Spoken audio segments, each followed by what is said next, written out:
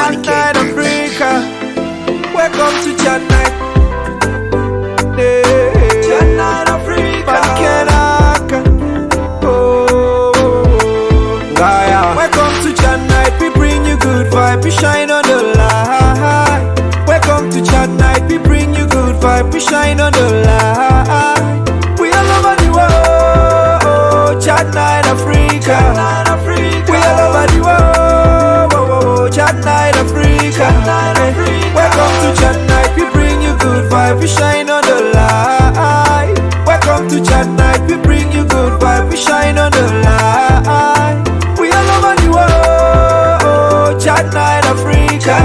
We all over the world. Chatnite Africa.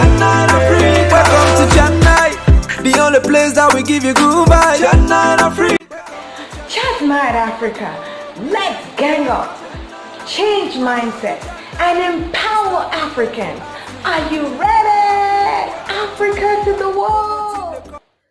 And now, live from the headquarters of Chatnite Africa, Divine Shamika.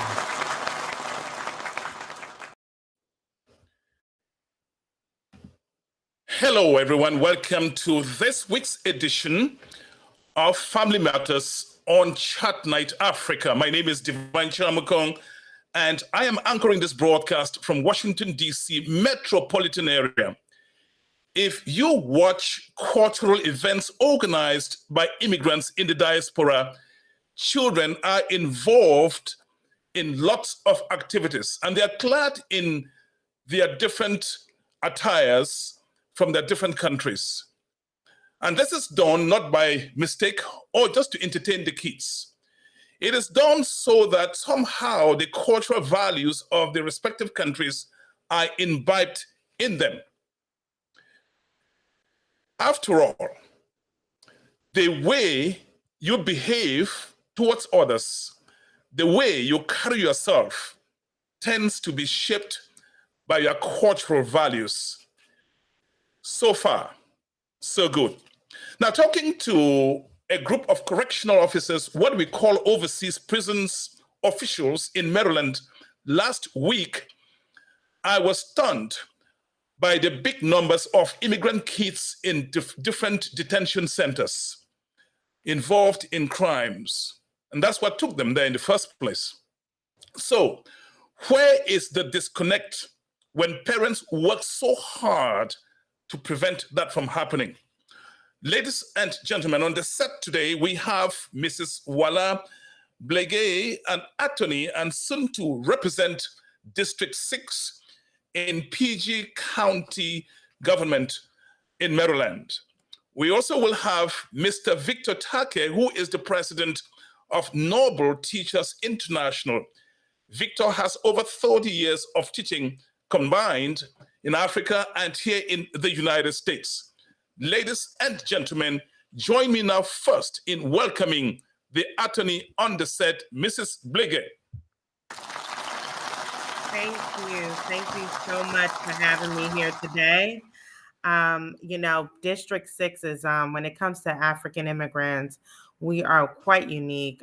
Prince George's County has a high number of African immigrants. And even myself, I was born and raised in Washington, D.C., but my parents were from Liberia and Nigeria. And even at the time I was growing up, most of the African immigrants were in the District of Columbia, where most of them came here. But then we moved into Prince George's County, where we have around almost 30% of the population in Prince George's County are African immigrants or their children.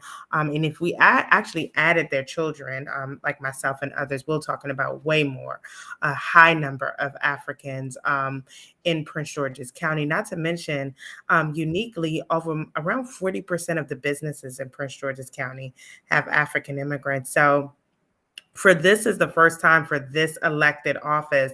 And in this Prince George's County Council, 3 of us that are going to be on the Prince George's County Council have African background. Myself, We have Crystal Oriada, who her dad is from Kenya, and we have Wanika Fisher, who her parents are from South Africa and Nigeria.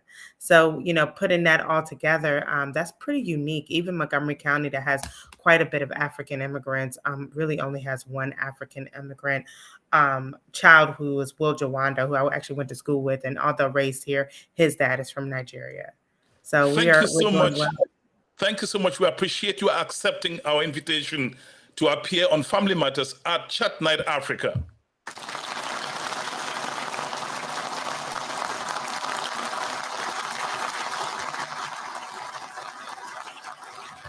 Ladies and gentlemen, now we have Mr. Victor Take. Victor, welcome on Family Matters at Chatnite Africa.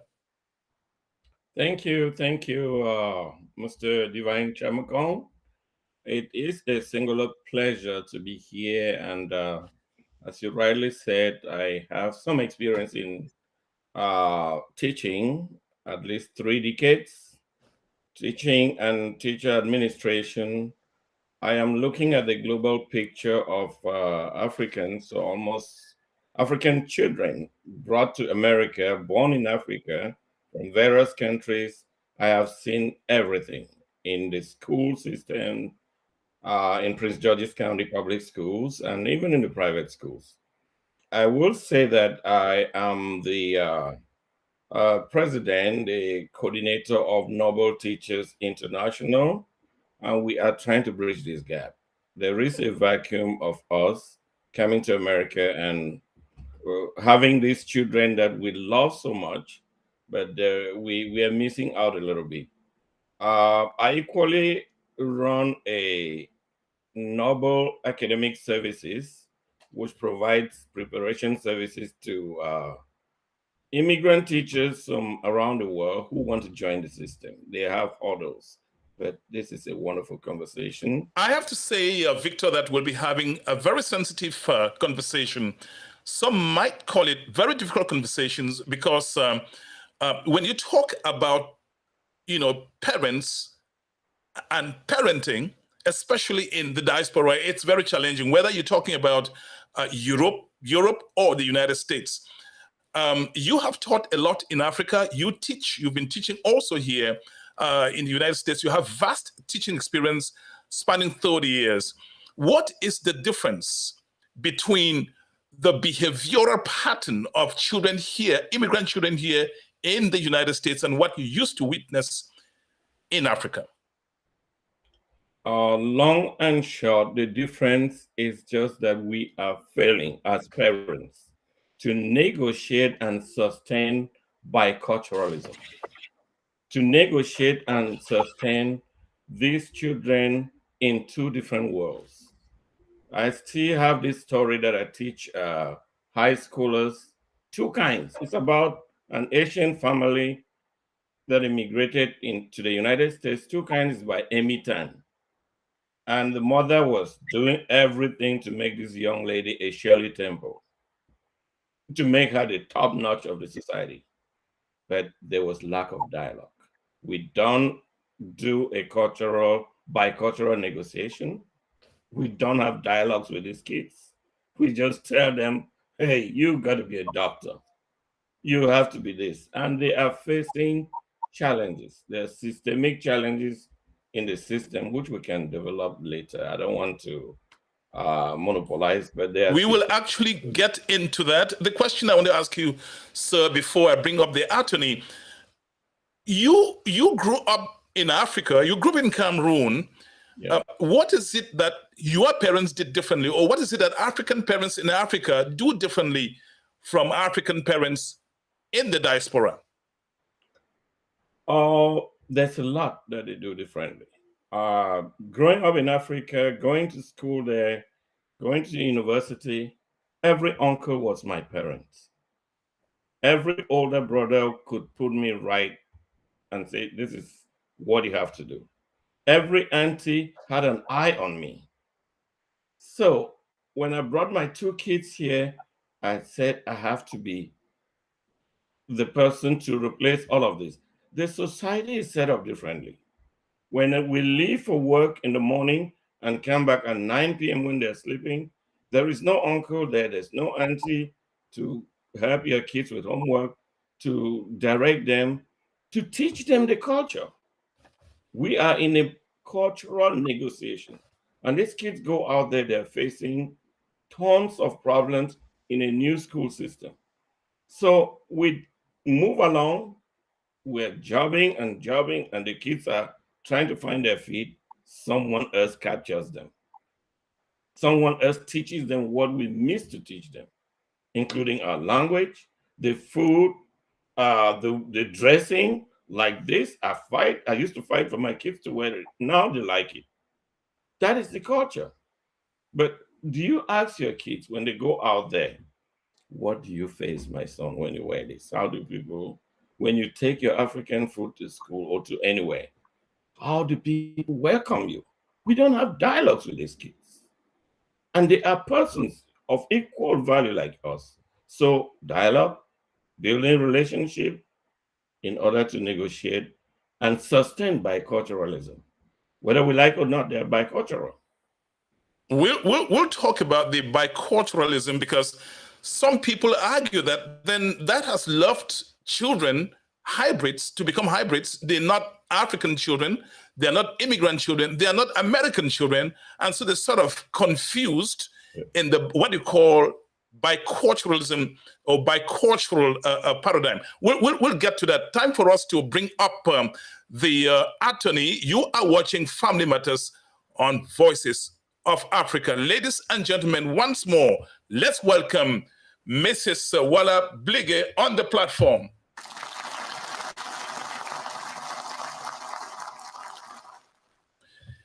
You are a mother, I believe, and you also, but beyond that, you are an attorney.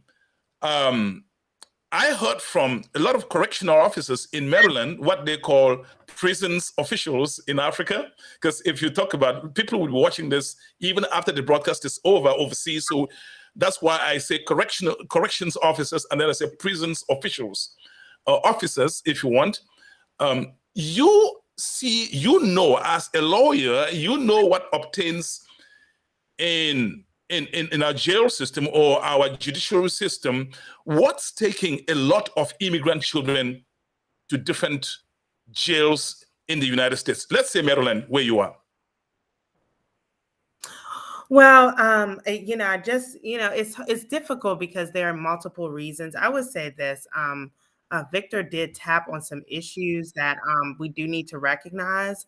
Most of the African immigrants that are raising their kids here, their kids are really American, and it's just sort of their kids sort of being in a home that wants them to sort of embrace an African upbringing in an American culture. It's difficult. I think that we got to recognize why we might say some of the kids grew up in Africa. The reality is most of the African immigrant children were actually born and raised here. Many African immigrants have been moving to the United States for some time now. And even if you just took a baby from an African country and brought them here, they're still essentially growing up and getting to know themselves in an American culture. The class of the cultures can sometimes work out, and we have very some kids in the American culture here that are doing very well. Especially in Prince George's County, very well. You will see the doctors and the lawyers, like somebody like myself and other friends that I have that are doing well. But the reality is that if you are sort of forcing a certain culture on a child that is sort of in trying to become American or making sure that they can assimilate where they are, our school systems do not encourage differences. And that's one of the things that I've been working with teachers like Victor and others. And now that I'm coming into office, we're going to talk about how do we implement encouraging the school system to embrace differences, meaning that the foods that we eat.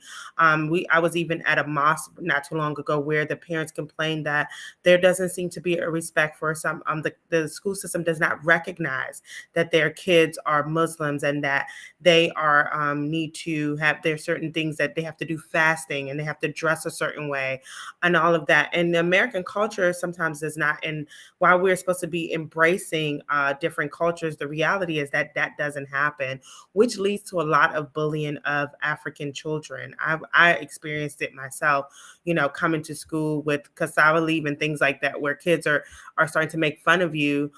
Some of us are strong, but some kids can't take it. And then they start to react to it. When you get bullied around in the school system, those are the things that can lead to you getting involved with crimes and different things and actually getting into the systems. I have cousins of mine that's surprised that we're finding that they're joining the system. A lot of them are trying to assimilate or even be a part of a group so that they wouldn't be made fun of. And it could lead to problems later, like the slowly increasing incarceration of our African children. But also remember, from the last 30 years, our numbers in the United States have also grown exponentially. And because of that, you know, you're going to have some that might end up in the system versus years ago when there was a very few number of African immigrants here. Our numbers have grown, especially since the 1960s till now. But I would say there's a lot of bullying of the African children in the school system. And you do find that if you go back to those that are in jail, you find that the names that they have, the foods that they eat, the culture that they had led to them kind of seeing themselves as different and trying to assimilate and getting involved in something that, you know, was not good. And I would just also add one more thing. Victor talked about a lot of our African immigrants are coming here and still thinking of themselves back home.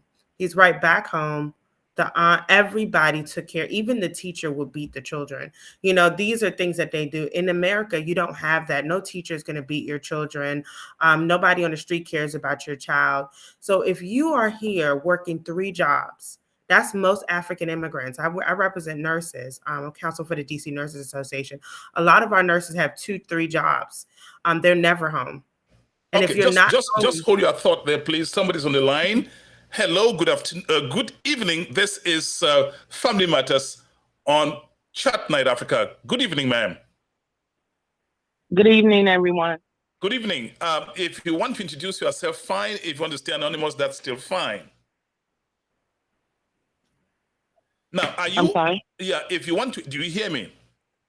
Yeah. Okay, if you want to introduce yourself or you want to stay anonymous, that's fine. How do you react to, you are a parent. You raise, how many children do you have, by the way? I have 2 children. And you are African American, am I correct? Yeah. Okay, very good. What are some of the problems that you have? What do you have to deal with when raising? How old are the children in the first place? I have an 11-year-old and an 8-year-old. Oh, those 11 years old, I get that. So what are this? Are you married or we are single? I'm a single parent. That is, now tell me a little bit if you don't mind, because lots of single parents are learning from what you will be saying on Family Matters on Chatnite Africa this evening. Now tell me a little bit, what are the challenges that you as a single mom, you have to deal with as you raise those 2 kids? One of the ones is like finding balance to work and also be an active mom in my children's lives. My son plays sports and my daughter's a cheerleader. So not having a set schedule or room to fluctuate my schedule to make certain games or cheerleading competitions, that's very hard and challenging.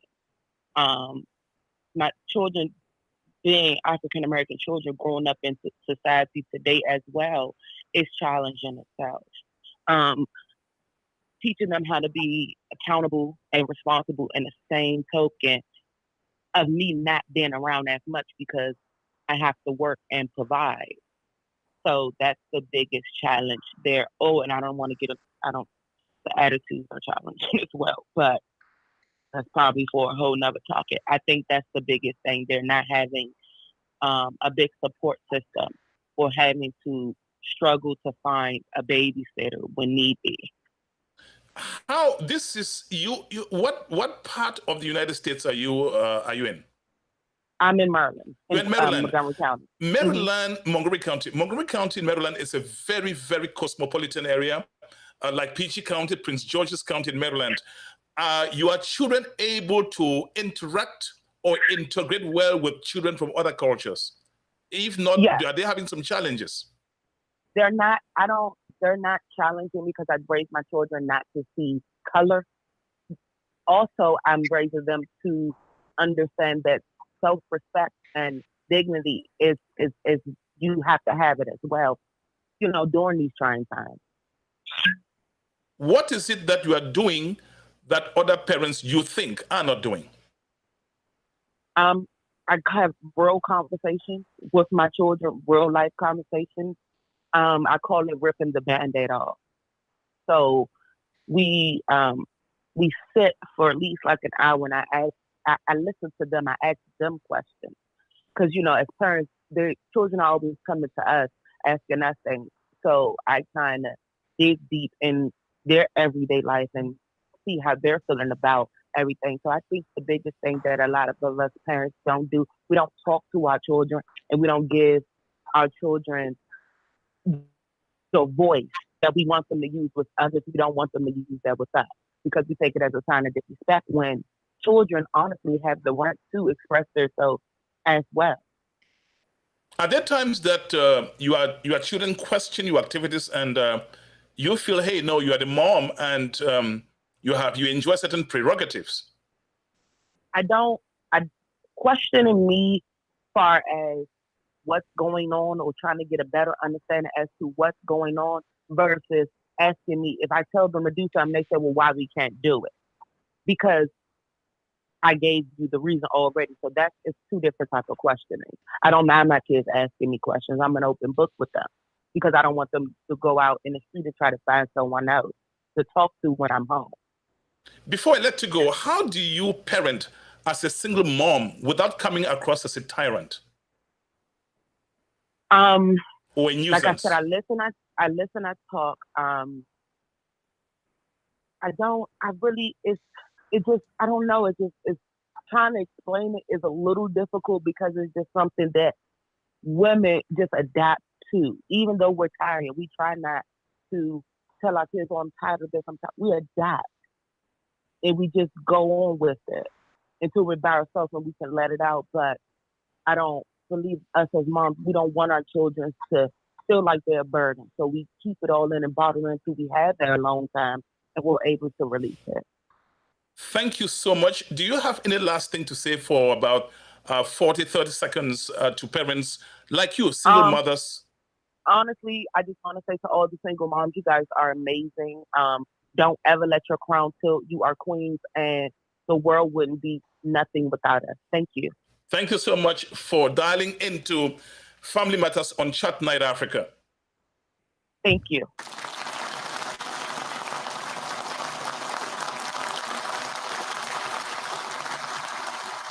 Mrs. Bliger, I mean, this lady said quite a lot.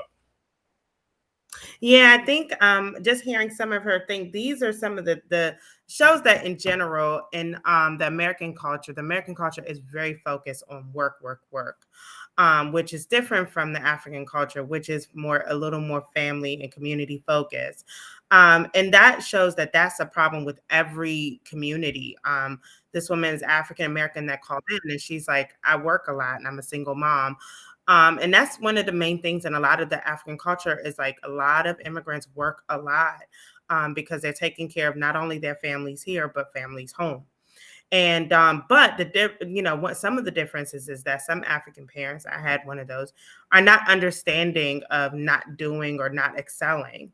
But if you're not home a lot and you expect your child to be this perfect child that excel, it gets difficult because at one point you're gonna see that your child is without any type of mentorship and just they're not, because you're not in Africa. You don't, when you're at work, nobody is there to train them and teach your children. So if you're working 2 or 3 jobs, oftentimes you might turn around and find that your kid has gone astray because you're not present. And that's some of the things that was brought up in this conversation with this young lady. But another thing this young lady said that I think a lot of Africans parents struggle with is, she says, like, I talk to my kids and they can ask me questions, they can question me. And we know in the African culture to question your parent or to kind of, challenge them, or kind of talk about things that are probably not, like the American culture, they openly talk about sex and some of the things that in African cultures, that you don't have those discussion with your parents. Now, some parents have assimilated, and this is what Victor's talking about, learning that there are two cultures, and you have to kind of recognize, if you're not in Africa, you're in America, they have certain cultural practices that you realize your kid will completely embrace those, and you have to be a part of embracing it too, or recognizing how to deal with it. If not, then you're going to have a child that has friends that they can talk about all types of things with their parents, and then your child will feel like there's a wall to talk to you. And instead of understanding that that's a cultural thing, they will see it as you're not communicating with them, which can lead to other problems. This is so thoughtful. I don't know whether you went to university to study this. I mean, it's so in-depth, your thoughts on this. But I ask you to hold your thoughts when the call came in. What are the things that are leading these immigrant kids, whether they're Hispanic, they're Africans, Indians, Asians, to the respective jails that we have in Maryland and everywhere in the United States, by the way? I do think that since I am, going into a position, what can we do on the governmental level to address these concerns? One thing is inclusiveness. While some parents have openly taught their kids to embrace differences in everyone, that is definitely not something that has happened that is embraced in our culture. We see it in Prince George's County, where I said a lot of times we see a lot of the students who have immigrant parents kind of struggling to get through because they're walking into a place that really has its own culture, and they have to assimilate instead of everyone accepting them. I remember myself growing up in, the school system and having to sort of I wasn't as proud of my culture of the way that I am now, sort of trying to Americanize my name. I remember one time even wanted to have an American name because everyone was making fun of my name. I remember bringing my food to school and having to cover it so nobody would say, "What does that smell?" Or, or just like recognizing that some of the things that people could openly talk about or do, in my house, we didn't listen to secular music, very spiritual house. Some of those that can be practices of immigrant families where they come here and they're like, that's not how we do things. Like, again, I was okay, but I watched some of my friends or people who had the same issues kind of struggle. Now we should be embracing someone that, I know there's a teacher that was with the Prince George's the union, the PGCEA, and she's Liberian. And she's always saying how, she encourages, like, say the name of the child. If the child has a name that's long in African, say it.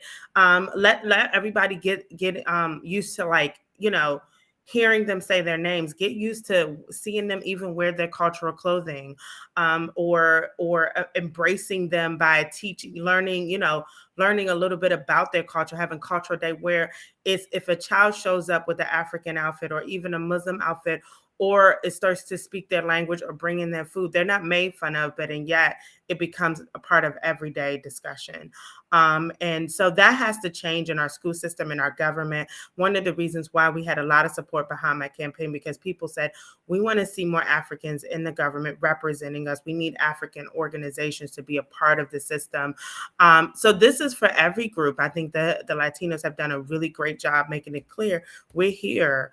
And we need people to accept us. So we have international schools, 2 international schools in the Prince George's County school system. But the reality is that 2 isn't enough because we have a lot of students with immigrant parents. And it's time that instead of putting them into one school, we force our school system to accept them, accept the differences in our community. Before I bring on Mr. Victor Take on the platform, you cite a few things which African parents are indisposed to embracing when raising kids at home. Like, okay, you're in a Christian family, just listen to music, just secular music. You can question parents. Why is it that African parents are finding so much difficulty in adapting to the new environment? Because I think that we've also kind of looked at this the cultural system as, my mom grew up in Owerri, in Nigeria, where you listen to gospel music all day. There's prayers in the middle of the day. There is Jesus. I mean, just anything relating to the religion is almost all day. I mean, going to where I just was so surprised at just how much of religion is everywhere, and explain, why my mother is like, okay, no cursing music, no drinking, no type of social get. Those are things that are evil. That's not in our culture. We don't do that. But that's the American culture. So if you kind of move away from that, it could put you in a situation where you're not accepted from those around you. I think that religion is a big part of the culture, and moving away from it, many are taught that will lead to, that there's consequences that are not even earthly consequences. And if you're ingrained in that, it's hard to like take yourself away from that, because that's what you were taught growing up. And then sometimes, they Africans see the upbringing worked for their family members, and they're like, I don't want my kid to. You are in a community where you do see people going to jail, people on drugs, people falling into depression, all of the type of things that you see in American culture, especially in a more, as you said, cosmopolitan area. You see a lot, and many Africans say, I don't want my child to fall into that hole. So if you grow up the way I was raised, you won't fall in that hole.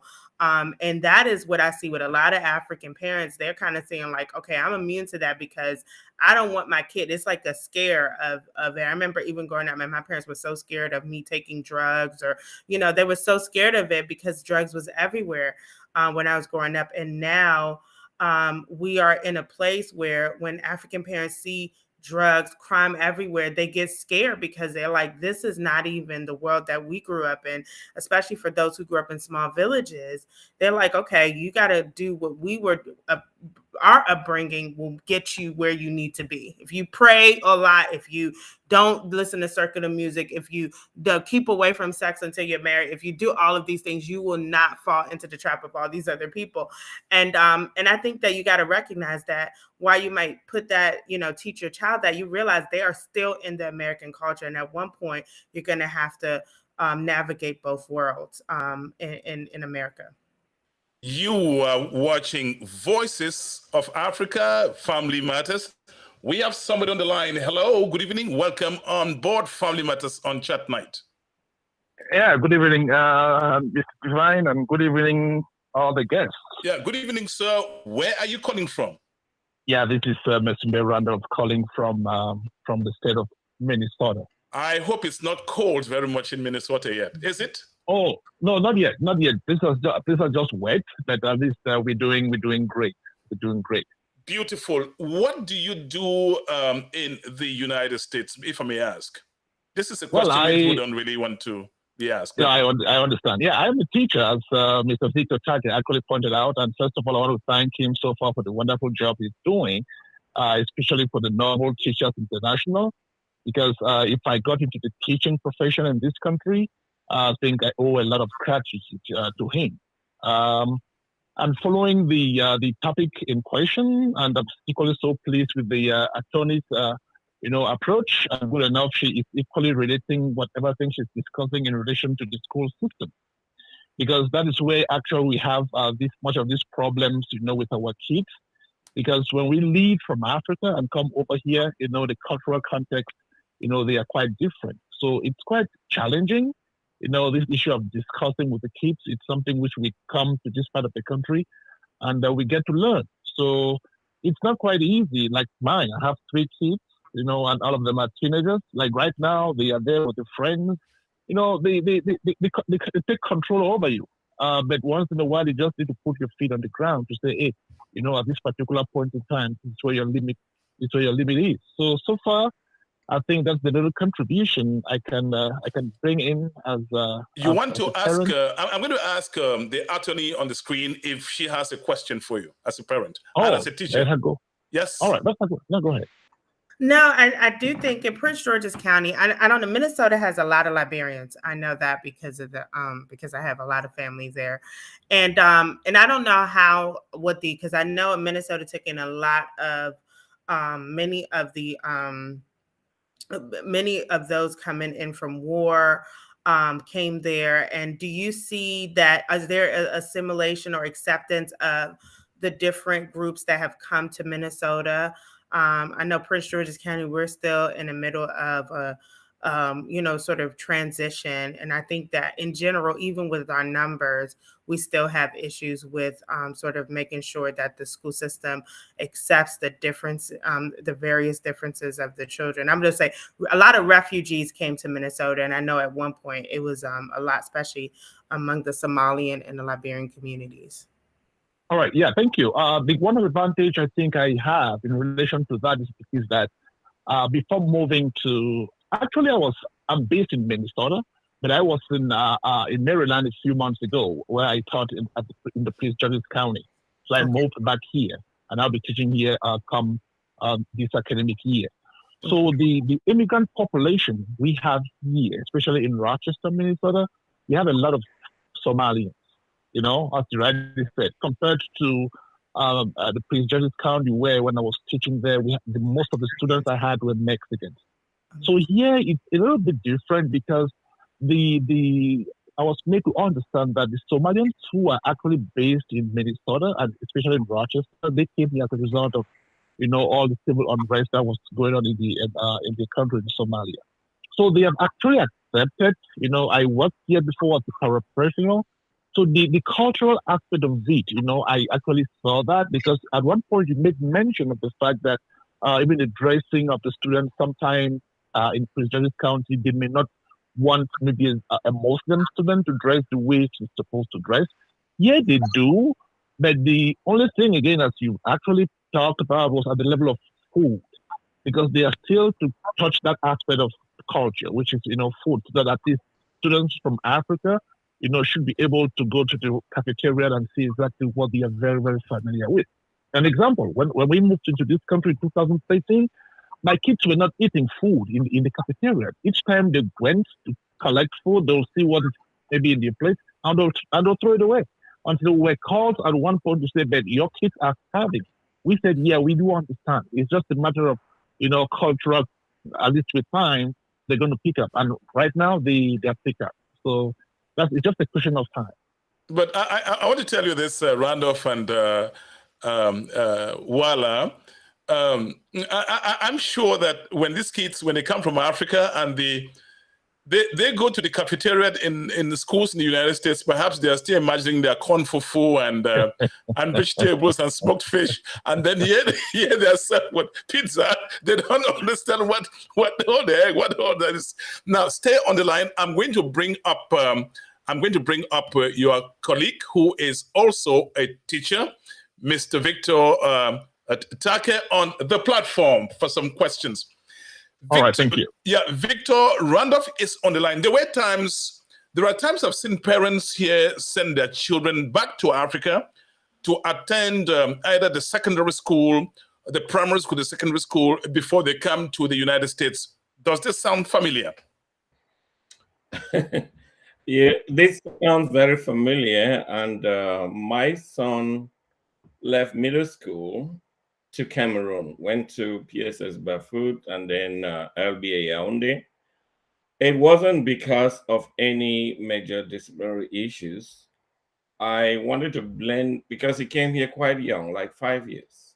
What were you trying to inculcate in this child by sending them back to Cameroon when, the school system here is very good, if not better? What were you trying to accomplish? He just stepped out. I was telling him that I was going to be talking to some journalists and responsible people if he has to say it from his own words. As a matter of fact, when we went to Cameroon in 2016, the mother said, let's bring Junior back. I said, well, he's a big boy, 16 years old. Let's talk to him. Like the lady who called in, we need to give these children a voice. I almost said, okay, it's fine. I said, no, let us listen to him. We heard a talk in the hotel where we were, and he vehemently refused. And he said, the teachers here are doing the work well, And the cultural aspect that I told him, I need you to learn more because you came here young. And my own mistake too. That time when I just came, I was doing 2 jobs. like most of us do. There were cracks in the family upbringing of my kids. I repaired it so quick. Once I certified as a teacher, I just dumped the other security job. So what I can say is, adding to what the lady who called and Miss Walla and Randy, we need to give these kids an opinion. They have an opinion. We need to value their own opinion. It's not like in Africa or other cultures where once an adult says something, that's final. And working in the school system here for about 2 decades, I've seen so many kids who go back home and they come back completely different. In fact, my first year of teaching, I had that experience with a Ghanaian lady whose child started dropping the pens in 9th grade, and she was so furious. And she decided to send this young man back to Ghana, who went to school, and came back here and joined the Marine Force. He's a big guy now in the military. So there is that discipline part of it. And we're asking ourselves, are we acknowledging that our children are facing colorism?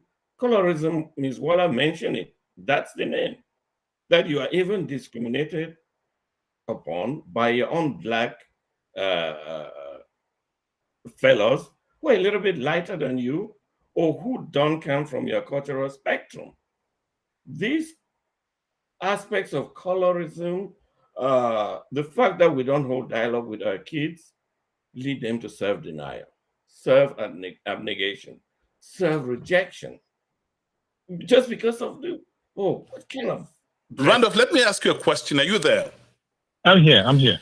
You sit home and you see your child from high school coming with some tattoos, or maybe wearing earrings or braided the hair. I mean, in this case, I'm talking about your son. Mm-hmm. Is that the time you think, oh no, you know what? It's time you go and get some school time in Africa? Well,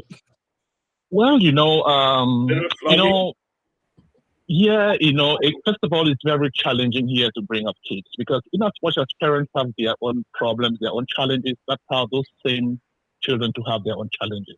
There's peer influence here. And that sometimes we need to lighten some of that discipline a bit because like my kids tell me sometimes that, that because your mother used to do this, that you think you're going to do this to us too here. I understand. So as Mr. Victor Tucker said, and as other previous speakers have spoken, I think the whole issue is dialoguing. You need to dialogue. You need to understand them. Try and put yourself in their own position because whether we like it or not, this is a different country. This is a different setup. The culture here, they are moving with the time. We came here when we're already older people. So they're here and they just want to see what their friends do. That's what they want to do. But again, we just need to make sure that in as much as we may allow them to do certain things, that we shouldn't do things that may be equally at their own detriment. Because we all know exactly what happens here, especially when you're a male, like my son, each time I tell him, please, if you go home, you come back within this time frame. And if you are where you are and you don't have the right to come back, just give me a call and I'll be right there to pick you up. Because we all know what is going on, in this country, especially black children. So that's it. Here is what Geraldine Chiamulu says before Ms. Walla responds or reacts. Mm-hmm. She says, listening to these kids is of great importance. I wanted to change my son's school, but he vehemently refused while acknowledging my concerns. He gave me his reasons why he wants to stay in his current school, and I understood. When you say we need to integrate parents, African parents or immigrant parents need to be a lot more accepting of the new society, some will push back and tell you, and how would you respond if they said, you know what, accepting the new environment does not mean giving away or taking off your feet from the pedal, the gas pedal? How do you respond to that? Randolph, before my guest on the screen? Well, if you don't negotiate with them, it catches up with you maybe in the course of time. Because whether I like it or not, these children at the age of 18, most of them leave the house. Most of them. Like my daughter's already telling me, and by the time they get to that age, there is nothing much you can really do to have a hold on them. So this is the time before they get to that age. This is the time to talk with them so that even when they get to that age, they may still have that zeal, that will to always fall back to you when there is a problem. Because at 18, they are gone. And there's not much you can have. Like I have a friend, for example, who, the daughter had a bank account and he was attached to that bank account. But as soon as this child clocked 18, the child walked herself to the bank and told the bank people, okay, you know what? Take my dad off my bank, my account. That account is mine. That in Africa would be called rebellion. Yes, oh, yeah, exactly. And the bank people did that. And the bank people did that without even asking for the consent of the father. When the father grew mad, he went to the bank and the bank people told him, but your daughter is already an adult, 18. What do you expect? Stay out of it. Yeah. So we just need to be very cautious with that. Let me share an experience with you, Wala and Victor and Randolph. I used to take my daughters to during the annual physicals, and like we African parents do, you take your daughter, you want to sit there with the doctor, and then my daughter once at some point reminded me, Daddy, will you please stay out? Okay, that's it. That's it. I mean, so Wala, what is it you can tell your dad that your sisters in Africa would not tell their dad in Africa? Wala, tell me. I had a very African parents. There's none of the things, I would say this, let me just say this because I don't have kids myself. I'm not a mother, but I did grow up with a very, very strict mother. My mother, some of the things, if I came home with pink hair and all those things, my mother would have packed my bags and sent me to home for schooling. But I do think that that's where we go wrong. We laugh about it. And I would say even myself growing up in a very strict family, I find myself seeing kids and I'm like, I would never. But, at the end of the day, we have to recognize America encourages kids to be themselves, to embrace differences, and you never know, that kid that had the pink hair might, by the time they get 30, change and wear the black hair, or they might wear pink hair for the rest of their lives. But the reality is that the truth is, this is something that we can laugh about, but it is what leads a lot of our kids to get to the point where they leave their parents' home and they cut their parents off. And a lot of African families, I find that their parents don't talk, the parents don't talk to the children don't talk to the parents, because in this, in African culture, rebellion, you said that person took their father off their account. The father would say, that'd be called rebellion. Right. They would say, do not return to my house. I don't know you anymore. But that's African culture, because that's outrageous, to cut your own parents off even before you're married. Like, how could you do such a thing? But in American culture, it's very accepted. I would tell you, in my own family, my uncle, the day my cousin came home, and this was when she was in high school, with pink hair and tattoo and all that stuff, he had a heart attack. He said that she had to leave the house. We tried to work it out, but the reality is that him and his daughter do not talk to this day. And he lost her, and we don't know where she is or what she's up to, because she ran away from all of us. And the reality is, he says, look at what this country has done. We can't blame the country. It's us. The reality is that you cannot step into American culture and not accept the fact that your children are American. Randolph, before you maybe make a comment on that, let's hear from Victor on the screen.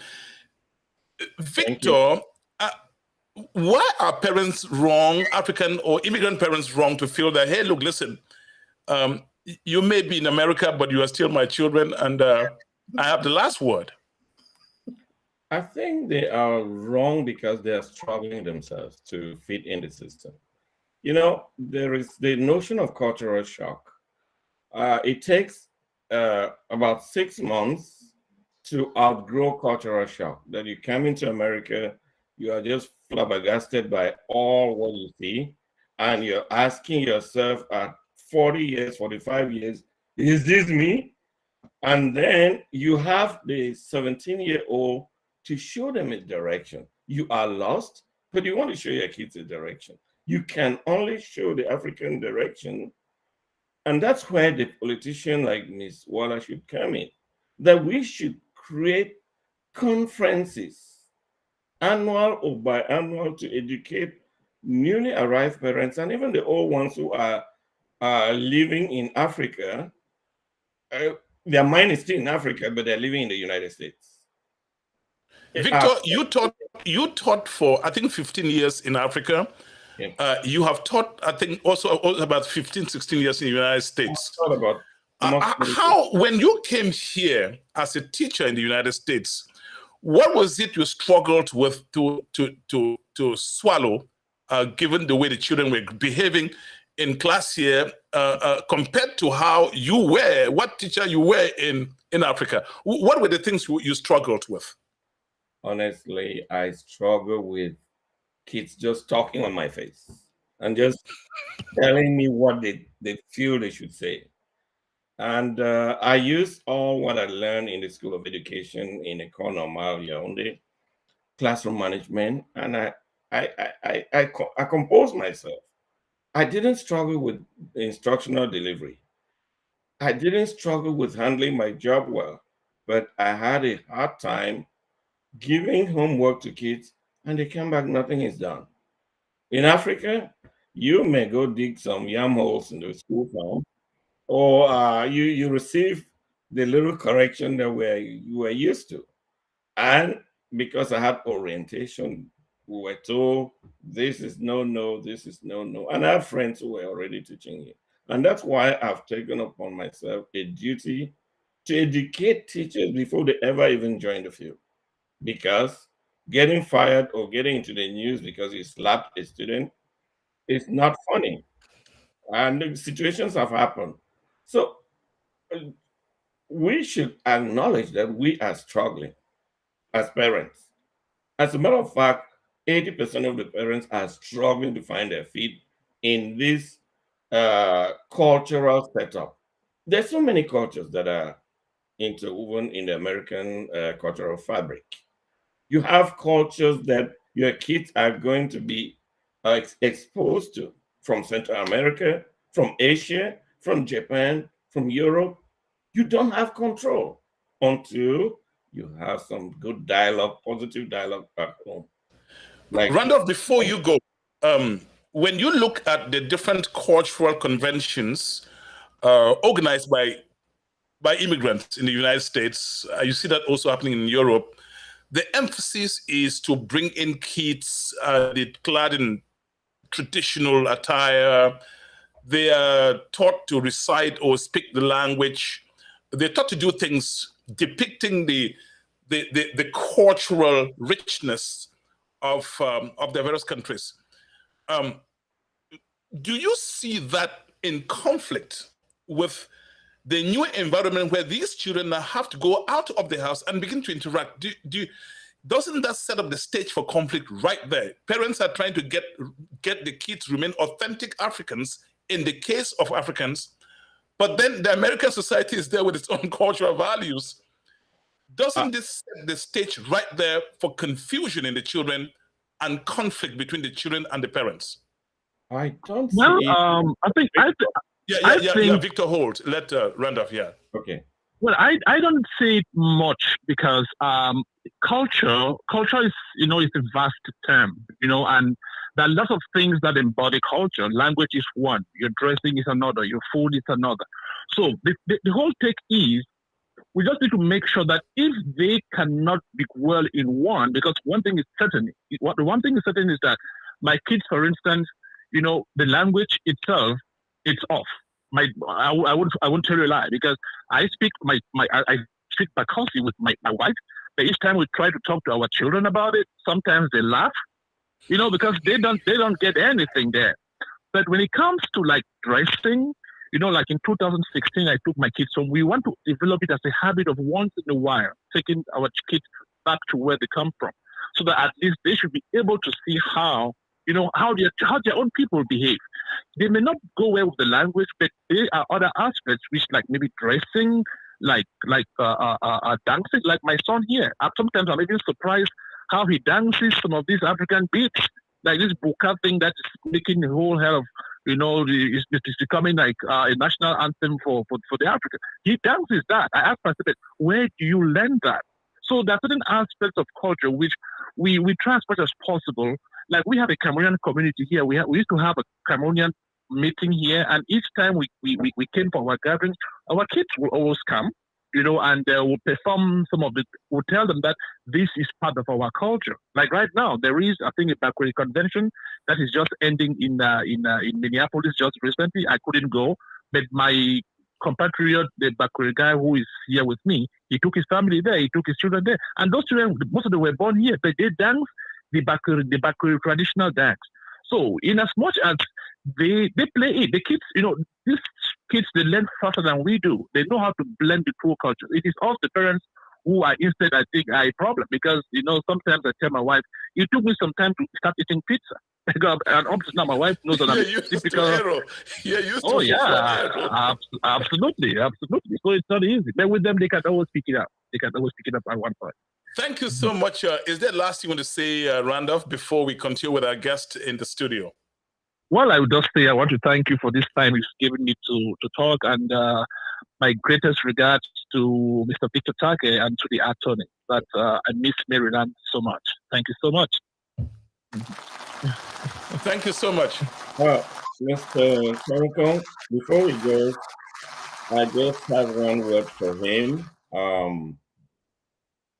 I have been a delegate at the National Education Association for more than 16 years, being voted in Maryland to represent teachers nationally, and the Maryland State Educators Association. Why our brother came to Maryland to pick up his first job, get his certification, and go back to Rochester in Minnesota is cause for concern. We cannot sit and just watch people trample upon us. He told me very, very sad stories of so many people like him, including himself, who have tried to break it through into the educational system, into the nursing system, into many jobs, and it's like it's a reserved thing for other people. Here's what. Yeah, go ahead, sir. We need to come together and speak up and speak out. Otherwise, you will not have young ladies like Miss Walla representing District 6, multiple cities. You will not have... The question I'm going to ask you, sir, which I'm going to ask Miss Walla when she comes, I bring her up on the platform. What are the areas that drive children nuts, or they start seeing parents as enemies instead of parents? What are the things that parents, especially immigrant parents, do to kids at home that kids start seeing them like enemies instead of parents? Lack of voice. You don't give them a voice. And they go to school, the teacher gives them a voice, the counselor educates them and tells them what you should be doing. Actually educating you through your child. And your child comes back home and says, Daddy, I'm 16. I mean, let's just talk.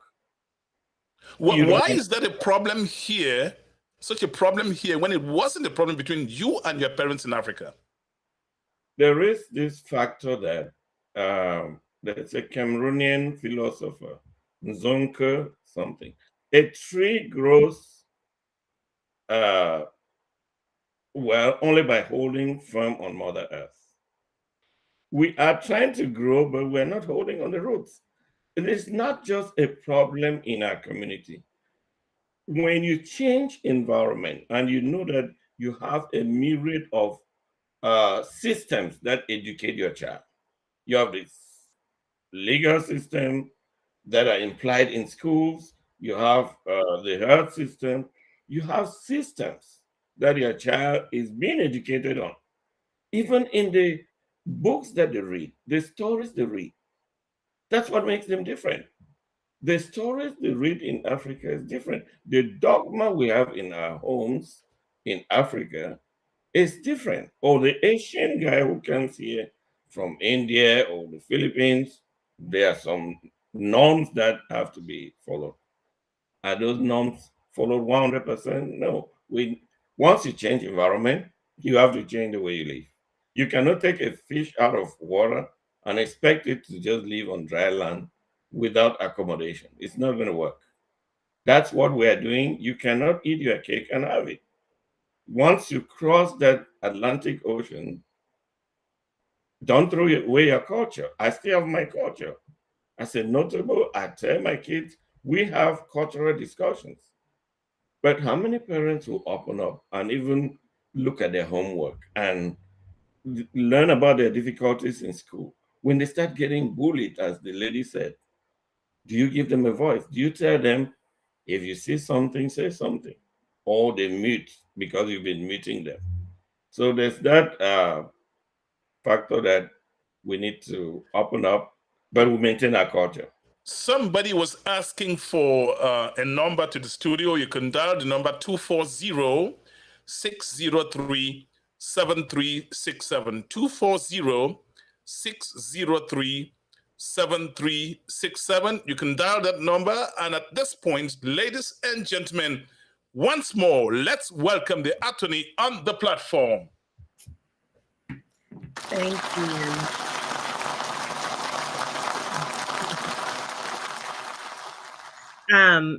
This is a great discussion, better than I thought, because this is a discussion that I've experienced in my lifetime, and realizing now that I'm older, what has happened in reflection and hindsight. There are two things that we have to do, especially in our community, and I can speak for the African community.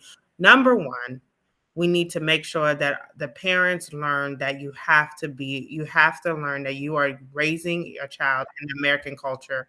And when in Rome, they say, that's the saying, you have to recognize that you do have children that are going to assimilate with the culture, that want to assimilate in the culture, and you're going to have to balance and find a way to go through with them, or else. Don't these parents have reason to fear? Well, I think the parents were a lack of control. I mean, if you grew up in a culture where a child could not speak or say anything, to have a child to be able to actually speak and actually challenge you, I think if you're growing up in a place where challenging a parent was blasphemy, I mean, it's hard to unravel your mind that maybe you just have to talk to this kid and just level with them. In my household, you could not challenge the idea of challenging a parent in my household. My mother would just fall to the floor and start praying. But in the culture, in this culture, that is what people do here. And if you can't talk to your parent, you, as Victor says, somebody else is going to talk to your kid, a counselor, a friend. The reality is that you fail to understand your child is friends with people who are growing up in American society. If they're telling you they're talking to their parent about sex, they're telling you that they challenge their parent about what they could do, they're telling you all of these things, and you're recognizing that you can't even have these conversations in your home, and you're not even it's only now that we can joke now. I remember sitting here with a group of us that grew up in African culture, and this girl's talking about how she's openly talking about sex with her boyfriend to her mom, and we're just like we just all confused. And I said, she said, well, what did your parents say? I was like, I've never ever even dreamed of having that discussion with my own mother. And it was weird for them, but we can all talk about it and laugh now. But when you're younger, you're trying to fit in. So you don't know how to even deal with the fact that now you're realizing that, oh, this person can have this conversation. I can't. My parents hate me because they don't want me to talk. And that's what happens, is that you start to resent your parents. So we do need to open up and allow our kids, the kids that are growing up in this culture, to be a part of this culture, and we be a part of it with them. On the other hand, there's two sides to this. We need to push our own governments, our communities here to embrace differences. And that is that in itself would allow us while our parents are struggling to raise their kids, the kids are struggling to live in an African world or immigrant world, whatever home that they grew, Indian, Mexican, that world, and the American world. And then you, in addition, have another dynamic where you have a whole world around you that doesn't accept that you are African, that you are Caribbean, that you do eat different foods, that you have a religious background, and all of those things. You need all of that of fostering. I do, there is a part of fostering a culture here that can allow a kid to grow up and feel comfortable in their own. I didn't fully embrace being African until college. Even I went to school with, some people, obviously with my name, you knew I had an African background. But when we talk about it now, some people it's like, well, I didn't really know where your parents are from. You never talked about it. Well, that was because I didn't feel like I was embraced. In fact, I was made fun of because of my African culture. I was made fun of because of the food that I might eat or how I look. And, the colorism that's brought forth, I was made fun of those things. And so I suppressed my culture, which now I'm fully embracing and even trying to learn things that I failed to learn when I was young because I was running from it. So we have two things going on. We have the family issues that we have to deal with, and we need a group that needs to talk about parenting and how to address an American culture. When we had this discussion in the African diaspora advisory board in Prince George's County had a great event, and we were on a panel. And one lady told a story that every African child that grew up in an African home has experienced, where the son comes home. He hasn't done the work, he's failing in the class. The dad opened the book and said, "What's the answer to this question?" The boy said, "I don't know." All of a sudden, the man slapped him in the back of his head. And he said, "Do it. What is the answer to this question?" He didn't answer. He slapped him again. Now, we can pretend here, but in an African household, many Africans have experienced that. I myself experienced that when my mother said, "You know the answer to that question." I don't know. You do know it. And if I will pull your ear and I will drag you across this room until you find the answer to that question, because you know it. Now, and the reality is that some of that works, because then you will really say, well, maybe I do know it. And then you'll figure it out. So then, a lot of us grew up in those households where we end up successful, and we say, well, that's what we need to do to our own children because it works. But it doesn't work for everyone. And some kids don't respond to you screaming and yelling and beating them and saying you will pepper them and do all this stuff. I'm just, we're having an open discussion, but the reality is that that's what goes on in our homes. And here, you have a child that's going to watch another American child where the person says, "Let me help you. You don't know this. Maybe this is not too much for you." And while we're doing that, we're slapping our children, screaming at them, calling them names to say, "You idiot, you know this. You would know it." Some kids need that, and then they will work better, but some kids can't take it. And it end up breaking down. You are watching Family Matters on Chatnite Africa. I'm going to bring on this gentleman. He's been teaching in Africa and the United States combined 30 years, spanning 30 years. If you sat as a parent at home and your daughter came and said, "Dad, I have a boyfriend," meaning lover boyfriend, what's going to, as an African father, what's going to be a reaction? I'm talking about your daughter in high school.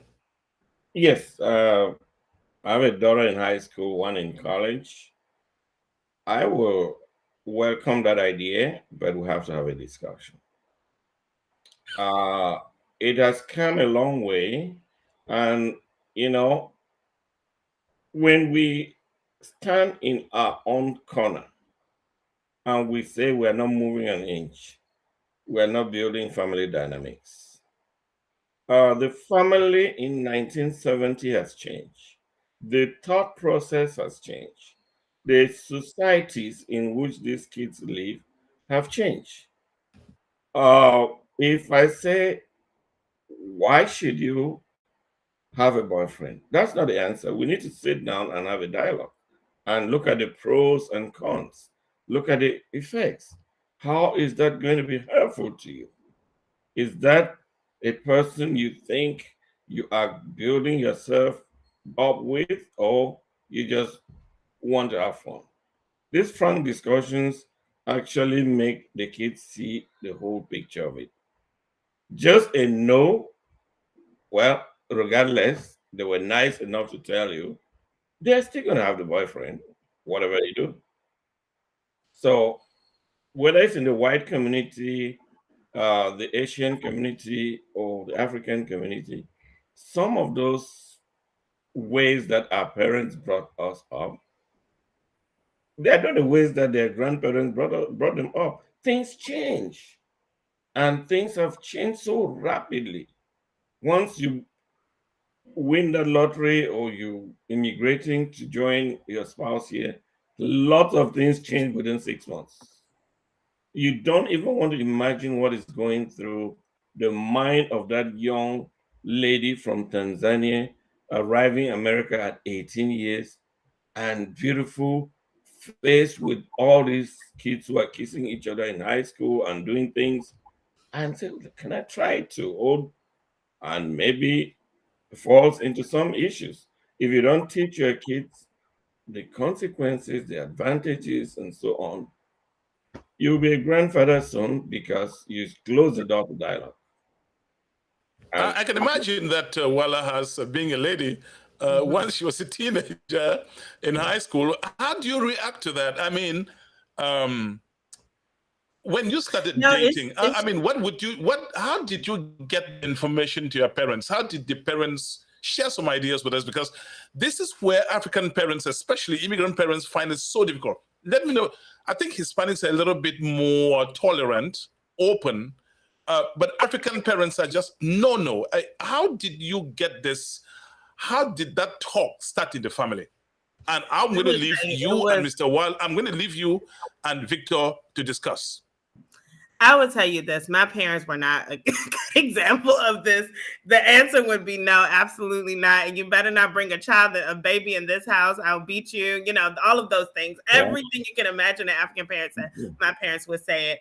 And they would not, my parent would not come on here and regret any of it. But the reality is that, for me, I didn't do much dating in high school because I was so scared of my parent. But I did sneak around.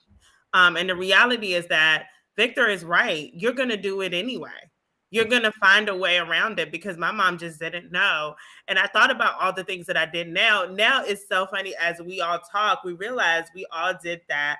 We did our sneaking around and our parents were right. Like we probably shouldn't have been doing those things. But the reality is that we did it anyway because you are in a culture where all your friends have a boyfriend. In fact, the boyfriends come to the house of the parents. They meet the parents. They go. I used to be so jealous of all of my friends because they had boyfriends and their parents knew the boyfriends and the boyfriends came over. And my mother was saying, you better not bring a boy in this house. You better not enter a man's room. You better not do, all of these things, so then you just, you do it anyway. The scary part about it is that for some women, their parents cut them off and said no, and they did it anyway. And they did end up having a child early, all the things that the parent did not want to do. And the reality is that in America, you cannot go drag your daughter, pull her ear and drag her out of the house and embarrass her because that's not the culture here. Where it's different home. It's not the case here. The reality is that if you cut your child off, it's gonna lead to more problems later. I was not the rebellious child. I was a very obedient child, but there are things that happen in my life, my relationship with my mother and all of those things that are not as tight today because she was unwilling to listen to me. I was the obedient child. I didn't do the things that she wanted. Sometimes I did my own thing, but the reality is that we did not have, I did end up being successful. I was not a teenage pregnancy. But there were other problems. My relationship with my mother was strained because of the hardcore view that she took of the American culture and the fact that I don't care what you say when you walk in this house, this is an African house and you will live as if you were in Africa in my house. You would not challenge me. You would not do these things. There are other things that can happen. Even if your child does become successful, it could be a strained relationship. It could be one where you're not close with your child as an adult, and that is a punishment. So it is a cautionary tale to all of the African parents that feel that this is the way that it should be. We have to be careful to understand that you did not, if you wanted your child to live as an African, you have to keep them in Africa. I will say that I will throw it back to Mr. Chamukong to create a forum where these young people express themselves. You meant conventions like the Liberian International Convention or the Mancon Convention and things like that, where 99% of the time only adults are talking. Some of this frank talk needs to come in uh, openly. And if you create a similar talk like you're having with us, you are going to hear things. And opening up to our children, it's only going to relieve us some pressure, whether it's high blood pressure, psychological pressure, or whatever. Another thing I want to say is balancing the discourse at home. It is not a one size fit all. It's not just mom who is going to be on top of everything. There are things that when I see them coming the way they're coming, I can just have a short dialogue with my wife. My wife gets it across in a discussion. I just sit silently and it works even better than daddy shouting. We have that male chauvinistic aspect in our cultures. I don't want to only say African cultures, in Asia, in some cultures in Europe, where the woman has no voice. When you balance these voices, you learn more and you grow more and you actually empower your kids because the woman is going to receive a lot of sacred things before you. But if you're the only person, nobody talks in your house than you, then you are missing out in the community you're growing in. Even in Africa now, it's not just a matter of here. Children are speaking up and they want to have their autonomy. They want to work with their parents, but hey, listen to them. They are listening to things on YouTube. They're talking to friends on all these social media, and you are just one you, and you work three jobs, as you said at the beginning. When are you going to talk to them? So if you have a 30-minute with them, even once a week or once a month, that's your prime time. Make use of it. Let them not fall in the cracks and be their hero. Because you can be preaching a language and actually doing the opposite.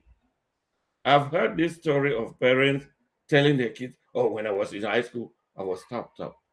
Leave that, leave your old story, look at the reality they're living. Because as Ms. Waller said, especially our female kids, they're going places. Doctors, pharmacists, engineers.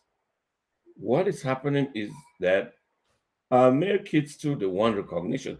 They have the same power like Mr. Divine Chamukong. They want to have their own authority heard. They're 19, 20, 21. If you still treat them like they're 10 years old, it's not going to work. You disenfranchise them and you lose them sometimes forever. Thank you.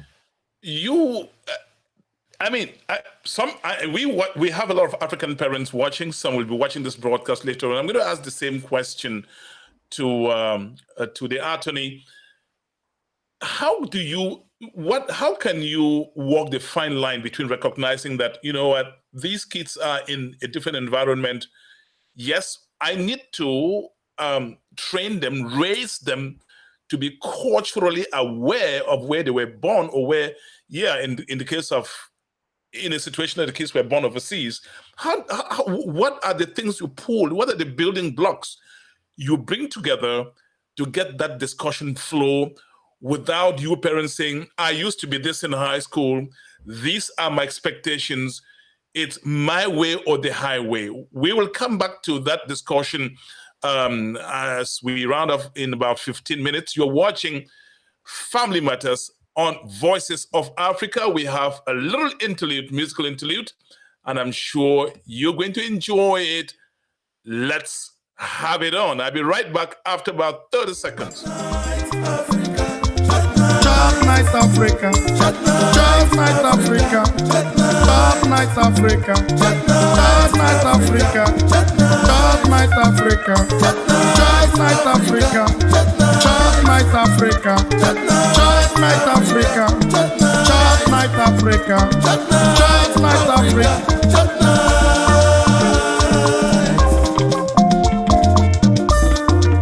Chatnite Africa. Africa by continent. Africa is a beautiful place.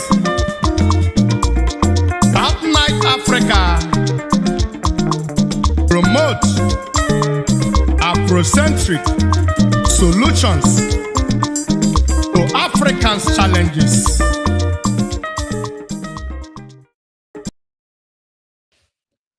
And you are watching Family Matters on Voices on Chatnite Africa. We have our important guest. This show is going on different platforms. Go on YouTube, you'll watch it there. You'll be there forever. Please make sure that you show us love by subscribing. Ladies and gentlemen, here is our lone lady on the platform this evening. Good, beautiful. Tell me a little bit, and I would like for this to be your concluding statements. What are some of the examples that parents drive children nuts to the point that they could drive them into the arms of men out there in terms of when we're talking about girl children, or in the case of boys, into the waiting arms of gangs in the streets? What are parents to avoid, but still remaining disciplinarians at home? Because that's our African concern. We want to maintain discipline at home. We want the children to be high achievers. We don't want them to go astray. We don't want them to be influenced by the crowd out there. How do we go about it? What are the building blocks? Well, I think that you have to talk to your girl child. And remember, school isn't just about studying. It's important. We do want them to academically excel, but remember, school is a part of their social lives. Remember, you have to tell your child how beautiful they are. We are in a culture, as was discussed, colorism, where some of us in our African culture, our dark skin, our hair, are not accepted in this culture, and you realize that your girls are becoming a victim of basically not being embraced as beautiful, which is important to every woman, whether they do well in school or not. So you have to realize that it's time for you to encourage your child that they are beautiful, that their skin is beautiful, that the culture that they come from is beautiful. And it's important that you do that. And it's important that you talk to your child about things like sex and boyfriends and things like that, and safe sex and things. Those are taboo in African culture, not to even talk about sex at all.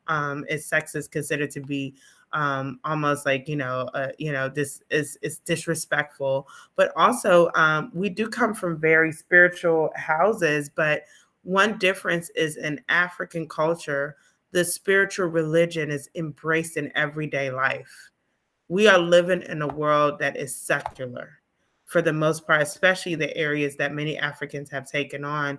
We're not in evangelical sort of Caucasian or white areas, but you're in more metropolitan, cosmopolitan areas where people are not going to be listening or praying in the middle of the day every day.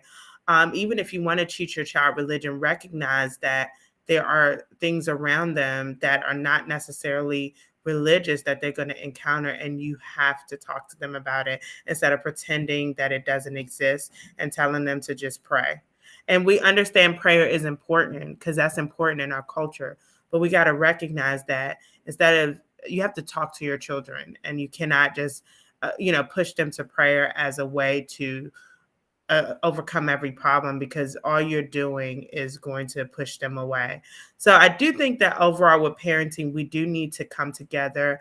I do think that we also need to be advocates for ourselves. Some Africans are head down in just making money. It's like I'm gonna just do 2 jobs and I'm just gonna work because that's the way I'm gonna take care of my children and my children at home and my family at home. But the reality is that the more you stay out of that house, the more other influences are gonna impact your home. So you have to recognize why we want to work a lot. You do need to be actively a part of it and be a part of advocating to make sure that wherever we are in Prince George's County, we have 30%, almost 30% population in Prince George's County of Africans, and you wouldn't know it. And the reason why is because Africans are head down. They got their jobs, they come home from work, and that's it. But we need to be advocates on our issues. Show up to your parent-teacher meetings. Show up to rallies on issues. Make it clear to those in the community, those leaders. Make sure that they come to your events and let them know. Push the system to embrace our culture. The reason why they're not embracing, other groups have gotten a lot of their issues embraced because they're voicing it, and we're not voicing ours. Thank you so much.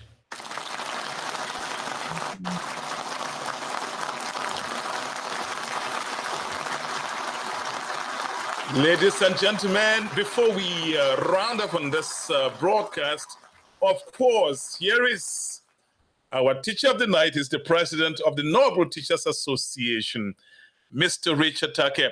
This has been, I think, a very important discussion because we're touching on those areas where parents tend to tiptoe around. They're like, yeah, it's to be avoided. Like you say, sex, don't talk about it. We grew up not talking about it.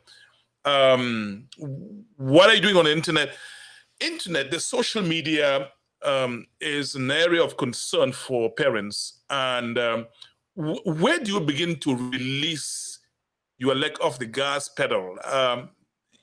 Because the internet, which is the superhighway, information superhighway, is also a double-edged sword. And we parents would like to give our children these gadgets, latest gadgets, cell phones, iPhones, and so on. At what point do you begin to say, you know what, well, maybe I don't need to really watching over my, shoulder, or maybe watching what the children are doing. What do you do? At what point? Oh, there's no particular point. It really depends on how you have a dialogue with that child. If your child is a first grader and you think you can get them an iPad, do so. But is the child using the iPad for instructional purposes or to watch things that concern adults of 25 years? So you can get that controlled. Opening up to the wider world, internet or no internet, they have to open up. What I recommend, what I suggest is that we actually dig out the value in these kids and show them that you are so much a good singer. You are so great at helping others. Celebrate those values. Make them never to forget about you. Even if by the time you finish talking, you drop dead, they'll say, my dad used to say this about me. Let me cut in. Sorry for interrupting you. You have said everybody agrees dialogue. It's like you talk about communication between husbands and wives, but it's not taking place. Why is dialogue so difficult between African parents, immigrant parents and immigrant children? Why is that so? It is difficult because we're in self-denial. Of what? Of where we are, where we've come from, and how Africa has changed. We are trying to portray a picture of Africa in 1945. Africa has changed. Our kids in Cameroon, Nigeria, Ghana, they go through the same things that kids go through here. They're on the same World Wide Web. They listen to the same music. And you're telling them, oh, because we're a religious family, don't listen to this music. Sorry, they go to their room and they listen to it. So the whole thing is striking a balance that is going to be beneficial to you and to the child. Because locking them up and say, you can't do this, you can't do that, they're already doing it anyway. What's your last word for parents before we go?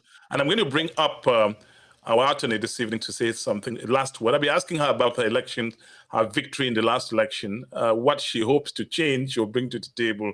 But so, what's your last word, sir? My last word is that the African community, unlike many other communities, they have meeting spots. They have community meetings. They have various events that go on. And honestly, the young people have little or no place there. Apart from coming to dance a culture, I'm still waiting for the moment where the panelists at a Banter convention will be teenagers. And that's task for us all.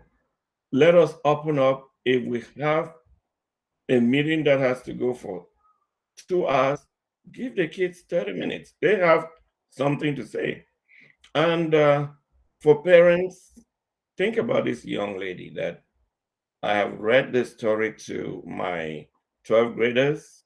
We have watched her TED show repeatedly. I think her name is Ngozi Chimamanda, I think. Am I right? Yes. Ngozi Chimamanda Adichie. She's a Nigerian. And she talks about the danger of a single story. We are trying to portray the danger of a single story, and that single story is us. She wrote that and spoke about it from the perspective of the Westerners looking at us so differently because they have a single myopic story about us. And she challenged that when she came to school in the United States. And she went back to her country, transformed things. Let us know these kids have something. She is having millions of viewers on YouTube. Let parents watch that story and look at that child when she was a teenager. She was maybe not valued. We have value in our communities. And on another positive note, we have almost 30 high schools in Prince George's County Public Schools. On the average, half of the valedictorians and salutatorians are from Africa, whether you like it or not. And I tell leadership, I'm coming to you now with numbers. I have my numbers of international teachers in their thousands from Africa. You cannot minimize us. You cannot put us in the pocket. You cannot minimize or discount the number of African students in the whole school system in America. Take those people away, there's going to be dysfunctionality. Take nurses away from our hospitals from Africa, some hospitals will just shut down, they will not operate. Take them away from the prison system, as you mentioned, Jessup or other prisons will shut down because they're like 60, 70%. What are we using that for? The last thing, if we came to America to live the American dream, living the American dream is not working 25 hours out of 24 and investing wherever we're investing. And we tell the kid, you are the one who made me to come to America. No, you're jobbing for yourself and your investment. Their education takes a very short time. Have you seen situation in schools where you think you look at behavioral or character problems and its roots is in the fact that parents are not at home? Do you find, because you seem to insist on that and you're emphatic on that, and that's true. Sometimes we overwork to the detriment of the growth of our children, development of our children. Do you see that often? And how does it show? How does it reflect in the character of the child in school? How do you get to know that? Say, you know what, it could be that parents are not home, they're working 2-3 jobs. Because they want to pay for that big house they got, or they want to pay for that car that they got and they cannot really conveniently pay for. You're very correct. Sometimes we bite more than we can chew, and we have to work double to get that done. We see it in the school system manifesting in teachers calling home and requesting to talk to parents. They are working. Hispanic, Africans, and others, even some Americans. Parent back to school night. I know that knowing who you are, you've attended back to school night for your kids. You don't see most of those parents. You see a very minute section. You don't know your child's parents. They don't have an opportunity to tell you something good about your child that you're tagging that is bad, or something you don't even know about your child. You see that even sometimes in graduations.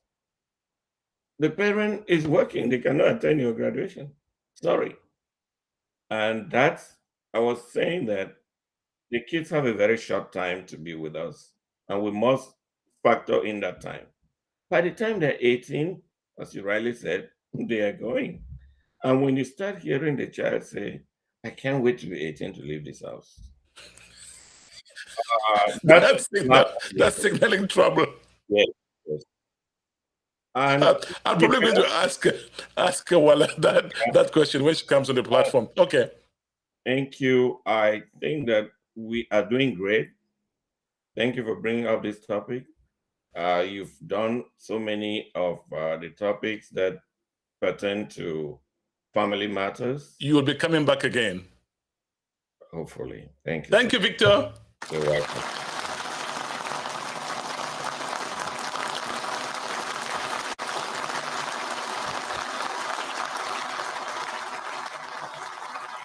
You are watching Family Matters on Chatnite Africa. I'm going to ask you a question where Victor ended up. Was there a time you said, gosh, I can't wait to be 18? Every day.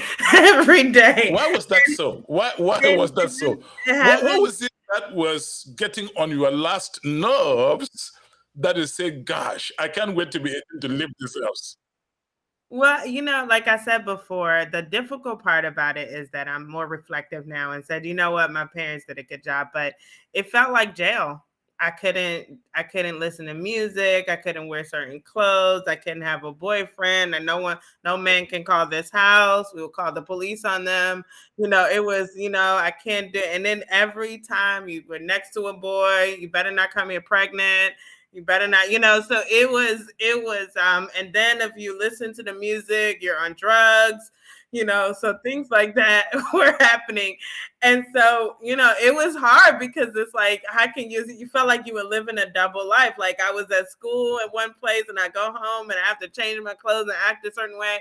And so you fight with yourself and you don't want to put your kids through that because it really can lead to resentment. Some kids can laugh at, like I have a lot of friends and we laughed about, really got to college where we just recognized like, man, we all went through this. Like, this is tough. But of course, like some kids get to college and after that, you don't want your kid to wild out because if you lock your kid in a cage in college, because you say all these American forces are going to come in and take your child to drugs and alcohol and sex on the streets, you're going to run your children away. And then when they get to college, then they'll lose it because this is their first time of freedom. And then you really have bigger problems on your hands. So I really have seen how this works. And after experiencing it myself, if I do see some parents that are sort of being so hard with their children, I do kind of say, this is the American culture embrace. And it's hard because a lot of people will say, I don't care what the American culture is, because you are overwhelmed with all of the things you see on TV and the things you just think if you let your child do this certain things, they will end up on drugs, strung out. But understand, if you talk to them and give them the right training, they really will follow it. Trust your judgment. Trust that your child actually sees what you're doing and will follow along. And if you give them that trust, they will trust you and it will be a better relationship long term.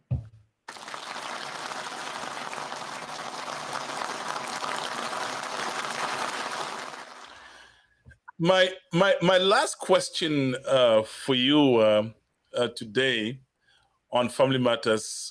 You're soon to be a politician. Where did you get that audacity from? I mean, oftentimes Africans think that the place for them will be nursing or just go to conventional schools, graduate, be a doctor or a lawyer, and you are a lawyer, or I don't know what. But I mean, politics is what the last thing we're thinking about. How did you get to that decision, let alone beating your opponents and winning? That's remarkable. Yeah, I mean, here's the thing. I would say that this election was an eye opener, and it really it really pushes us to deal with assimilation more, and how we work with how we get involved. I would say this: running in a place where we have so many Africans, there was a lot of comments made through our campaign where people were saying, with the African name, you can't win an election here. Comparing skin color and even looks to someone who was fair skinned. There were things that I found so troubling. And then when you reach out to the African community, they're like, oh, so when is voting? So, it just like at this point, one of the things we wanted to make sure, there is a serious lack of engagement among Africans because they usually don't are not engaged because they're working so much. They're working like 2-3 jobs. And they are, just so busy. And it's really just tied to home that it's like, I got to pay the bills. Why should Africans get involved in politics? Because that's where the resources is. When we talk about our kids struggling, our kids are struggling. Some of it has to do with us, but some of it has to do with the system that we have here that doesn't accept differences or doesn't recognize for things to change. Think about it. African Americans have been here for 400 years plus and still fighting to be recognized, to be considered, to be given the respect that they deserve. Even the Latino communities, think about the fact that while we're talking about people coming from Mexico, people have been coming from Mexico to this country since this country was established, yet and still, they're still fighting. So our fight is going to be even harder. Most Africans did not even enter this country till the 70s.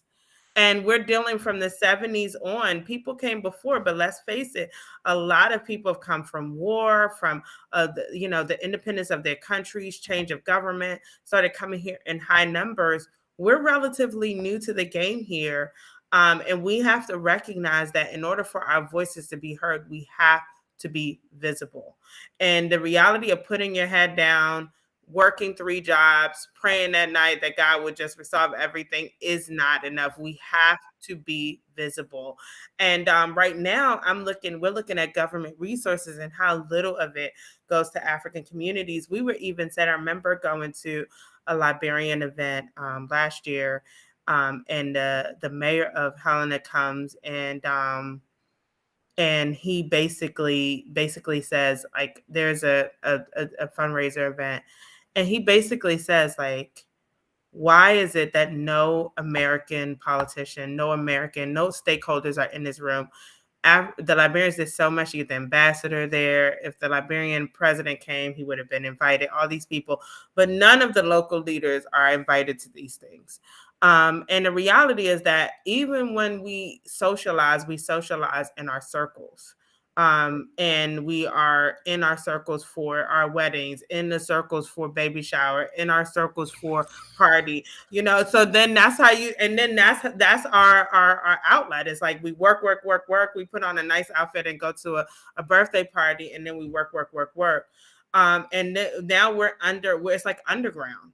So, people see that Africans are the nurses in their rooms, the doctors in their rooms, the accountants that they work with, but they don't know anything else about that person. So now it seems like this is a foreign person that you don't know.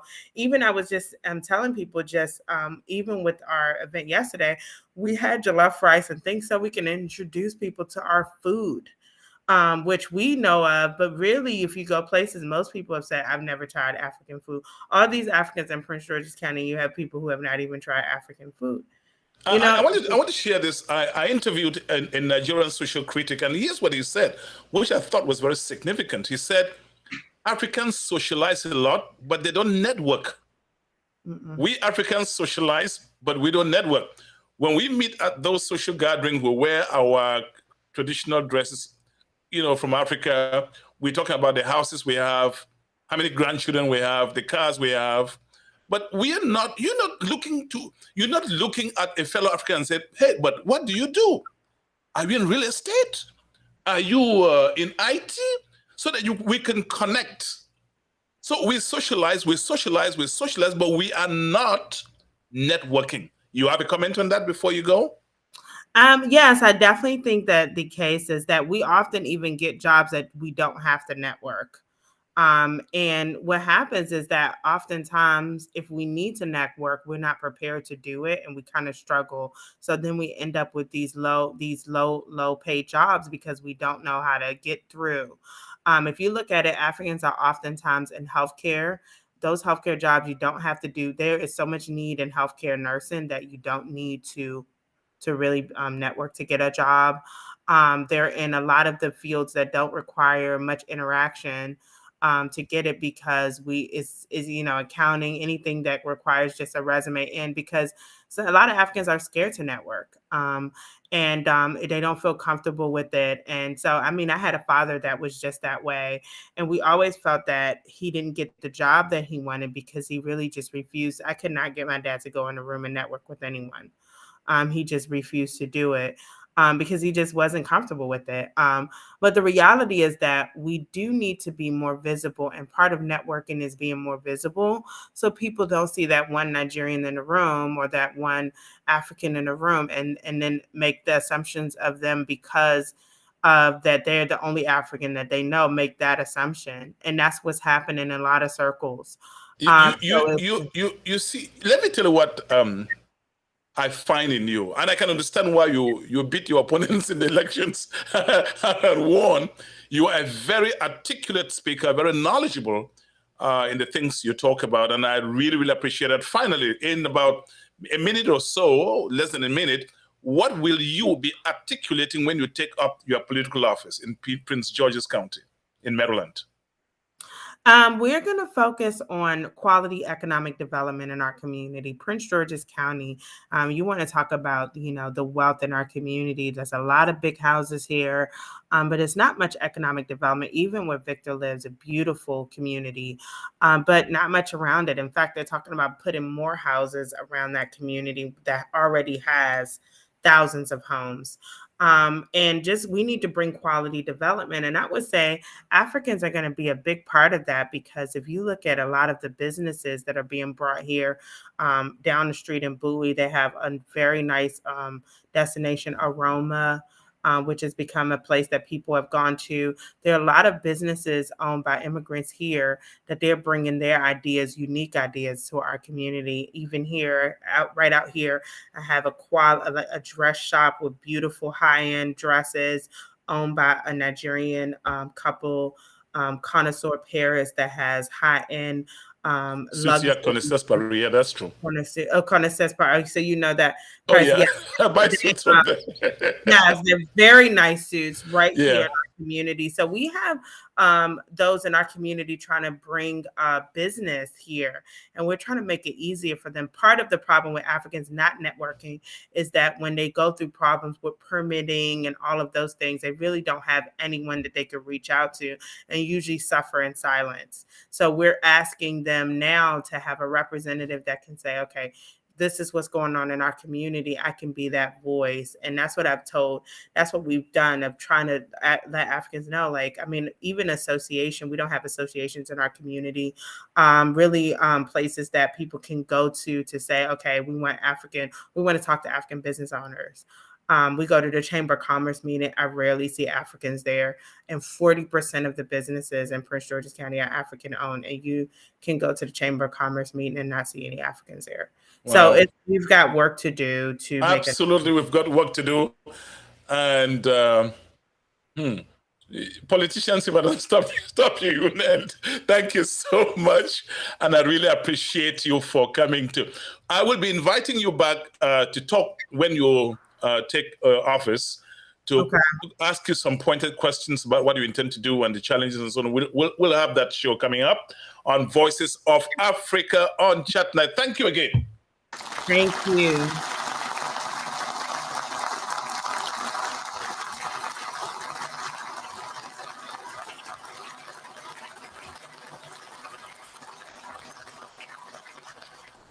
And that's how we conclude this edition of Family Matters. By the way, before I go, please listen to this. If you know somebody in your community, regardless of nationality, who is doing something selfless, who is helping people, somebody breaking the glass ceiling, somebody doing extraordinary things, somebody inventing something, let us know. Our conversations on Chatnite Africa are different. We come here with content that empower people. That's the kind of things we want to do here. So let us know. We want to be part of this platform. You own it. I'm only the broadcast anchor. Thank you so much. I want to thank Mr. Roger Full, who is in Nigeria now producing this program, ensuring that it's live on our various platforms. We also want to thank our director of transmission, Mr. Mumba Lingua, for making sure that the transmission is hitch-free. I appreciate all of you. I appreciate all of you who have gone on our YouTube channel, and we're building a powerful Chatnite Africa community on YouTube. I appreciate you. I love you. What can I say? I can only give back by inviting all these knowledgeable people to come and share ideas with you, because that's where the story begins. You empower yourself first with great ideas. Thank you for watching. My name is Divine Chamakong. That's how I say merci à tout le monde. That's how I go. And I will see you soon and very soon on this platform. That has been Family Matters. I'm coming back.